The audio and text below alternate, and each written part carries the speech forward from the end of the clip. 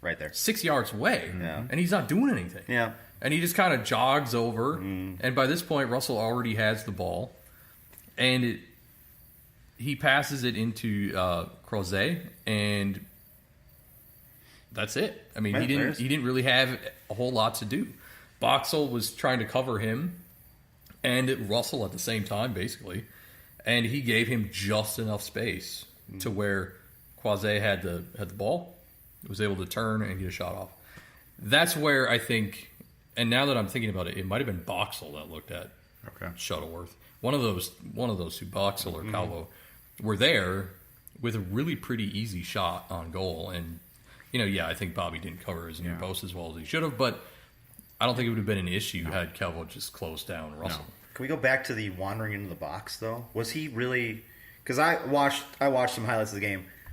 He did kind of wander and he almost skipped into the box. It was kind of like, oh, look, I'm free. Look at... He just gets in there. And it's like, where is... We talked about communication. Yep. What the hell? How do you let somebody get in the box by themselves?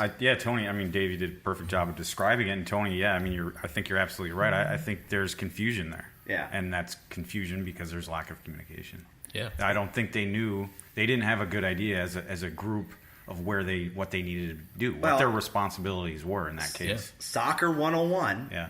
You don't let an opponent be by himself in the box. I don't... My 6-year-old knows this, for Pete's sakes. Yeah, there wasn't enough effort. It was too lackadaisical. Exactly. Yeah. And what's worse is, with playing a 3-5-2 formation, you have 3 central defenders, and we had 1 center back, essentially 1 in the box. Because Calvo was so far to the left side that he was basically almost out of the box. Yeah. And so if you freeze frame right before Russell gets the ball, you have Boxall. He's way off, not quite center of the pitch to the right side. Mm-hmm. You have Calvo, who's finally wandering back towards the center of the box from the left edge. Wandering. Yeah, yes. And then you have Kelman, who is literally not even in the play. Yeah, he's just hanging out. And so we had 3 center backs, and 1 was actually even in the play at that point. I'm pretty sure I saw in a highlight Kelman was way over here, and I think he was having a smoke break. I swear, it was like he had a smoke, and he was like, "Oh, we're still up here? Oh, giddy up." I was thinking maybe a fan had a beer and he's just going over there. Yeah, took a drink. It's when I looked at the notes from last podcast, communication, soccer 101, and there it is. Yeah. Communication, soccer 101. Yeah, credit to Crozet. He did put it on the line he had to, but it wasn't... Oh, definitely. It wasn't it was a good shot. Yeah, it wasn't like the degree of difficulty on that goal wasn't incredibly high, but... Yeah. But it comes back to the point that we talked about just a little while ago. When you don't have our top performer, then the defense needs to step up. Yep. And you cannot have lack of communication, stupid plays going on if you hope to win a game or even tie a game right now. And the thing is I'll give Jerry, I believe he tweeted after the game, he should have played better. I'm like, dude, this is your first time back in what, a month and a half? Yeah. I'm like, you're going to be rusty. Mm-hmm. Those communication things are going to be an issue because you haven't played for so long. He was taking blame for things he didn't have to take blame for. Sure. And I think he was taking blame more for the second goal because that actually beat him. But I thought he played perfectly fine. And the fact that he was expected to probably be a late game sub, and he had to come in. He came in for Miller, who got hurt early on. Which is a completely another subject to talk about. Which we can. We have time. You know what? I don't want to cry too much today, guys. Dave, did you watch this game live on TV? And it sounds like I did. you did. Yeah. And then Tony, you missed it? Just highlights. Yeah. And I did not watch the game live. I did go back and watch the entire game on Fox Sports Go, the replay. I actually did it over the course of 2 nights. I watched the first half on Sunday night and the second half on Monday night. And now I just want to say this, though. I'm not sure if I should be bragging about this or I should be embarrassed by the fact that I somehow made it 48 hours in this day and age of social media and internet and TV without knowing the outcome of the game. Until Monday night. And I didn't know the outcome until I finished watching the replay. So I just wasn't sure how I should feel about that. I want to say something to you, Dave. Why would you go through that pain of watching it 2 nights in a row? To be fair, I didn't know the outcome. That's part of it. I understand that. That's true. Yes. You told us you weren't watching, and John and I backed off on our tweet. Yeah, and you did. Yeah. So didn't really give a whole lot of info. That's why I can, because I didn't see it. I didn't know the result. So that's why going through, on Sunday night, I was feeling pretty good. 0-0 draw. That was the one laughable positive that we got out of it. But so I just wasn't sure. I'm part of me wants to be impressed with myself that I somehow made it that long. It is, actually. I don't think I could manage to do it every week. With the amount of time I spend on social media, I would never have been able to get. No, I wouldn't either. I 5 hours. And I knew it that night, actually. The reason I didn't watch it is because I think, what did I have going on? Last Saturday, what was I doing? Was it last Saturday? Oh, I was dead to the world because I'd been to the Ren Fest. I went to the Ren Fest Saturday, so that's why I was out. Yeah, I was actually doing a fantasy football, American football. That's right. Fantasy football draft, and I was with Nels down in Farmington at our friend Travis's house, so I couldn't possibly have watched the game with that crew. So before we get into the second goal, we didn't talk about when we started this what beers we're drinking. Usually we start out talking beers. Yeah, we completely. I was going to raise it up here in a little bit, but so I need to talk about the beers that I've drank that I'm crying into as we talked about this last game. Watering them down. Watering down, yes.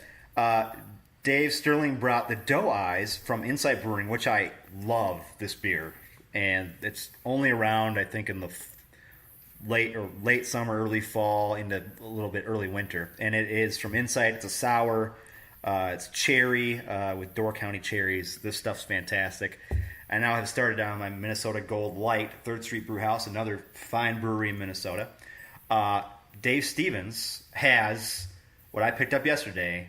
Tell me what you got, Dick. I am drinking a Frisson, which is a surly small batch beer. And I'll tell you, it's described as a champagne-inspired lager, but I'll tell you what, if there wasn't a beer can in front of me and I was just drinking the glass, I could almost say I was drinking a glass of champagne. I It's know. that close. It's great. It's very dry, bubbly, sparkling, like a sparkling wine or champagne would be. And I'll tell you, it's not quite as strong as a glass of champagne, but it's close. It's 9% ABV. Yeah. So can you taste the alcohol? Yes, you can. Okay. That's why I say it almost feels like you're drinking a glass of champagne as I take a Which sip is of it. it's interesting with Surly now. We've had the rosé, which they came out in small batch about a month or two ago. That was similar. Which is like a wine, and now this is the Frisson, which is like a champagne. Yeah. I mean, you tell the difference, of course. When I say you think you're drinking Yeah, a glass of champagne, that might be a slight exaggeration, but I'd say it leans closer to a champagne than, say, a lager. Yeah. It's definitely tipped towards that side of the scale. Yeah. Dave Sterling, what are you having? I am currently drinking the Omni Muddy Runner Coconut Porter. And for the number of times that I've been to Omni, I've never had it. Yeah, I haven't either. And I'm a huge porter guy. I don't know why I've never tried it before. I really like it. I think it's... I'm not a huge coconut fan at all. When it's in beer, I tend to like it. And yeah, I think it's... The coconut's a little bit heavier than I've tasted in other coconut porters, but it's pretty well balanced.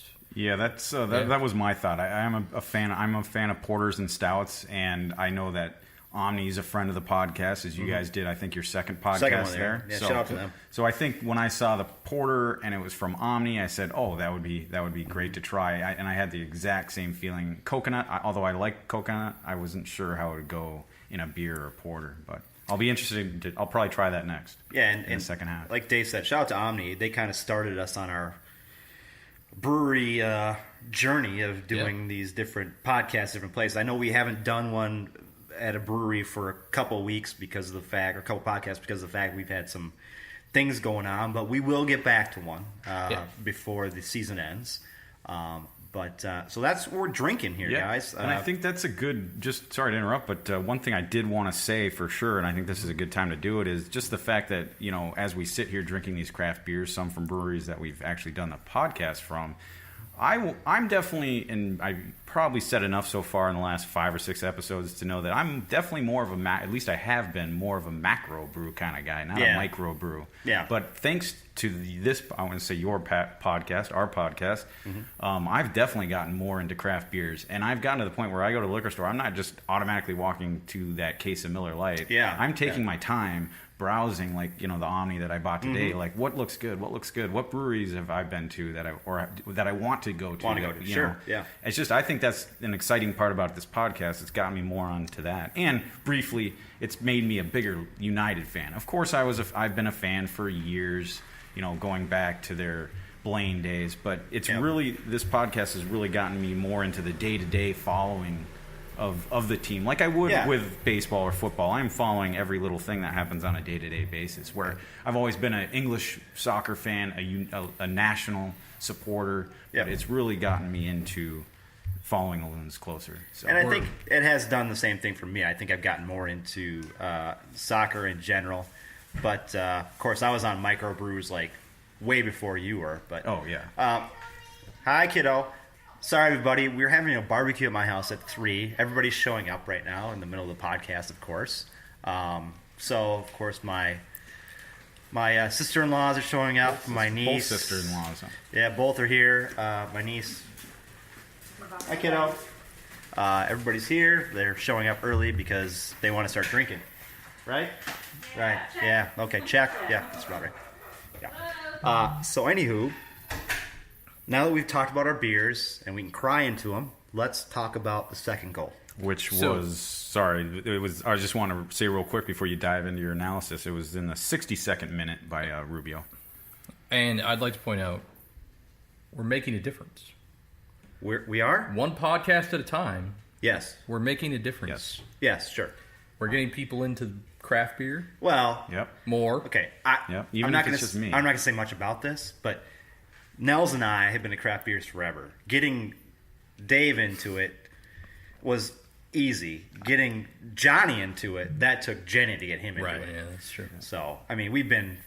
Well, when we were younger, we drank macros because that's what was around. But then all of a sudden, micros came on board, and I'm glad you're drinking more, I've always been not anymore maybe, but I used to be a quantity over quality kind of guy where I can I'll have 6 Miller Lights as opposed to 3 craft beers, but it's definitely swinging back the other way for me. I have you always kind of been on the craft bandwagon? The first beer, aside from a graduation party when I was like 12 of a cousin that my uncle snuck me a beer.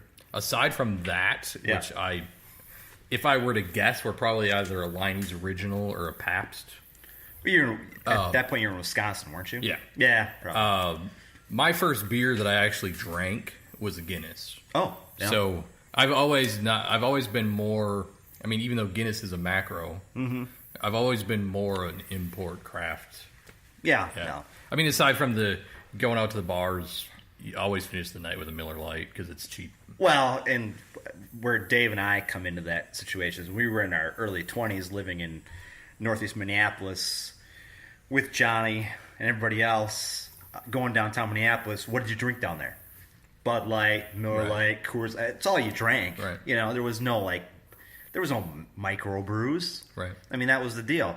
And then Surly came on board and totally changed it for me. It was like I started drinking Surly and I was like, now this is something I want to drink. This is something I can drink on a weekend or whatever and taste different. It's better. And now the explosion of microbreweries in Minnesota.